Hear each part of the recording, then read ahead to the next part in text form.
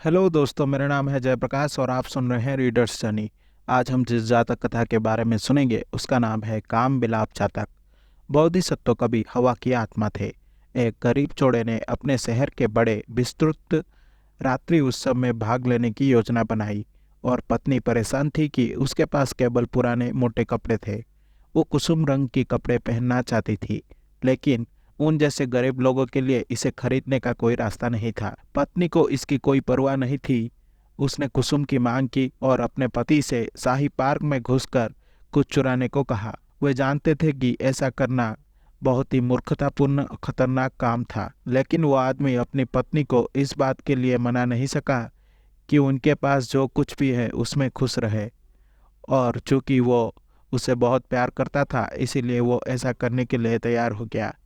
रात के अंधेरे में आदमी ने बाड़ तोड़ दिए और पार्क में घुस गया, परंतु पहरेदारों ने उसकी बात सुन ली और उसे जंजीरों से बांध कर ले गए। अगले सुबह राजा के सामने लाया गया। उसे मौत की सजा सुनाई गई और शहर से बाहर फांसी के मैदान में ले जाया गया, जहां उसे सूली पर चढ़ा दिया गया। जैसे ही वो तीव्र पीड़ा में धीरे धीरे मर गया, कौवे उसकी आंखों को नोच रहे थे। उसने मन ही मन में कहा, उसका सबसे बड़ा दर्द अपनी पत्नी को सुंदर नए कपड़ों में ना देख पाना है।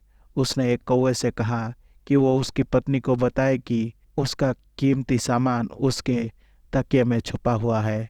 फिर उसकी मृत्यु हो गई और नरक में उसका पुनर्जन्म हुआ। बोधिसत्व ने ये सब होते देखा।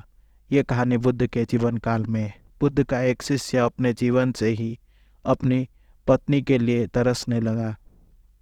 कुसुम रंग कपड़ों की तलाश करने वाला पति और पत्नी इस शिष्य और उसकी पत्नी के पूर्व के जन्म थे।